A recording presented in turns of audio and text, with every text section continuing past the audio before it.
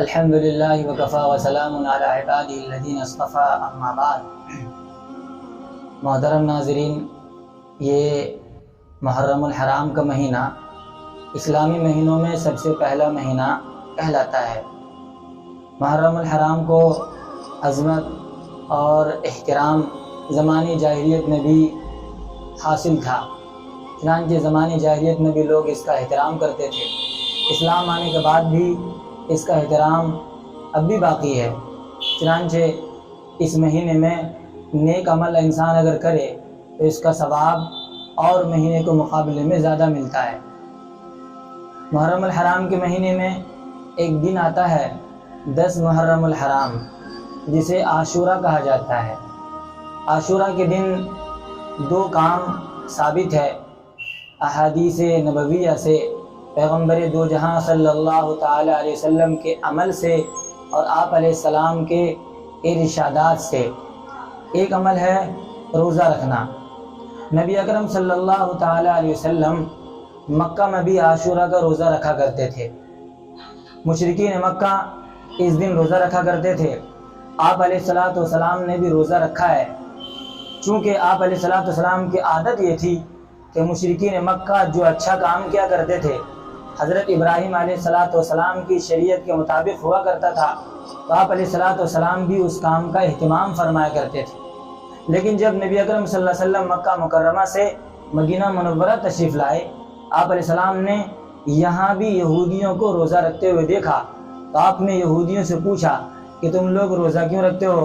انہوں نے جواب دیا کہ اس دن حضرت موسیٰ علیہ السلام اور ان کے ساتھ جو ماننے والے اہل ایمان تھے، اللہ رب العزت نے ان کو فرعون کے ظلم و ستم سے نجات عطا فرمائی تھی اور فرعون کو غرقاب کیا تھا، اسی وجہ سے ہم روزہ رکھتے ہیں بطور شکریہ۔ چنانچہ آپ علیہ السلام نے فرمایا کہ ہم بھی روزہ رکھیں گے، اور صحابہ کرام رضوان اللہ علیہ مجمعین کو بھی روزہ رکھنے کا حکم دیا۔ مزید آپ نے یہ ارشاد فرمایا لئن بقیت لأصومن التاسع، کہ اگر میں آئندہ سال زندگی کے باہر دیکھ سکا تو میں 9 کا بھی روزہ رکھوں گا۔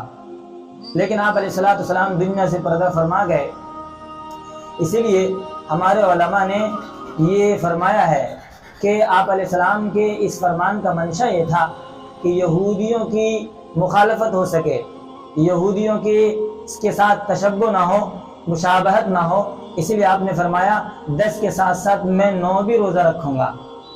ہمارے علماء نے فرمایا کہ اگر آپ کو روزہ رکھنا ہو تو 10 کا رکھیں اور 9 کا ملا لیں، یا 10 کا رکھیں اور ساتھ میں 11 کو ملا لیں۔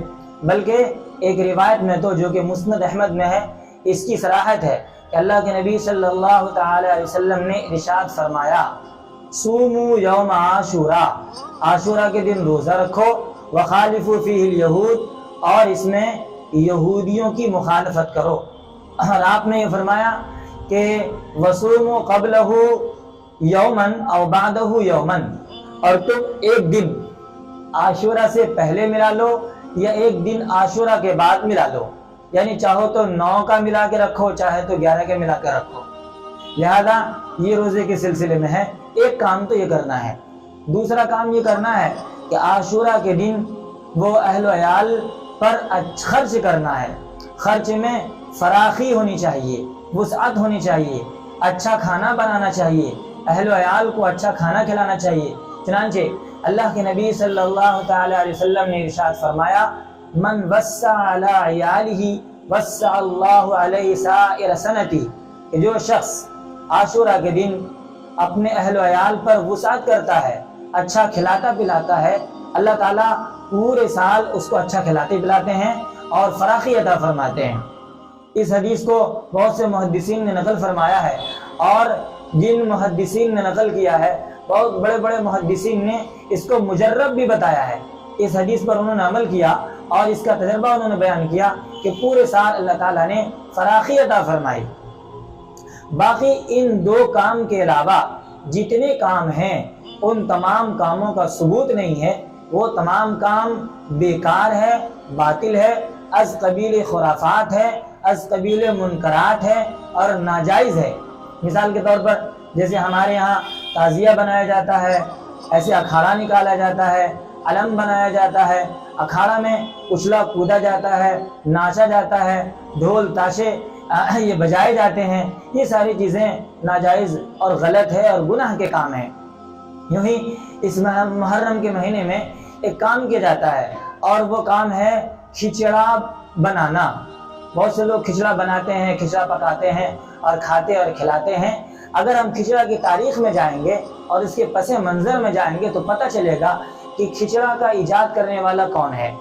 چنانچہ حافظ ابن کثیر رحمۃ اللہ علیہ نے اپنی مشہور کتاب البدایہ والنہایہ میں لکھا ہے کہ جب عاشوراء کے دن حضرت حسین رضی اللہ تعالی عنہ اور ان کے ساتھ جو مردان مجاہد تھے وہ شہید ہو گئے، تو شہادت کے بعد جہاں ایک طرف اہل بیت اور مسلمان غمزدہ تھے اور غمگین تھے، وہیں دوسری طرف خوارج وہ خوش تھے۔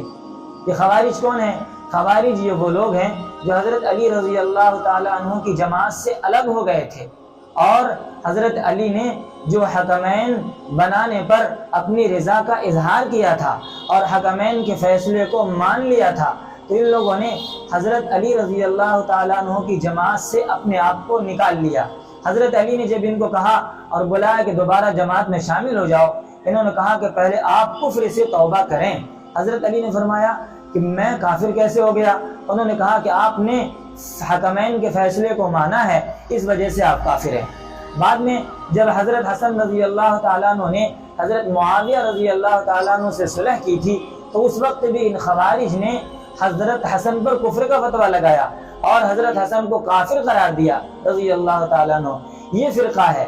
اس فرقے نے یہ کیا کہ جب حضرت حسین رضی اللہ تعالیٰ عنہ کی شہادت ہو گئی تو شہادت کے بعد انہوں نے کھچڑا بنایا اور کھچڑا بنانے کے بعد کھایا اور کھلایا۔ لہذا معلوم یہ ہوا کہ کھچڑا بنانا اور کھچڑا پکانا یہ اہل بیت یا مسلمانوں کا طریقہ نہیں ہے، بلکہ اہل بیت کے دشمن یہ خوارج کا طریقہ ہے اور اس کو ایجاد کرنے والے خوارج ہے۔ لہذا جو بھولے بھالے مسلمان نادانی میں اور جہالت میں اور ناواقفیت کی بنا پر کھچڑا بناتے اور بنواتے ہیں اور کھاتے ہیں، خوشی کا اظہار کرتے ہیں، ان کو سوچنا چاہیے کہ ہم کام اہل بیت کا کر رہے ہیں، مسلمانوں والا کام کر رہے ہیں یا دشمنان اہل بیت والا کام کر رہے ہیں۔ اس کے علاوہ اور بھی بہت سارے کام جو اس مہینے میں کیے جاتے ہیں وہ تمام کے تمام کام غلط ہے اور بدعات و خرافات منکرات کے قبیل سے ہے۔ اللہ تعالیٰ تمام مسلمانوں کو ان خرافات سے بچنے کی توفیق عطا فرمائے۔